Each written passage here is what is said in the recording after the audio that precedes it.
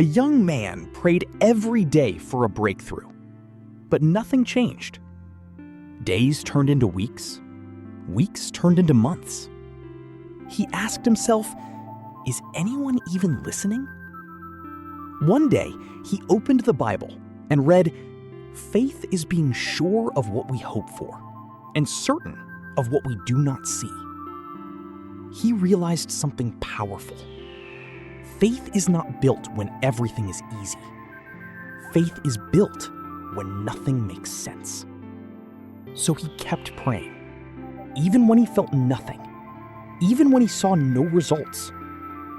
Slowly, his heart changed.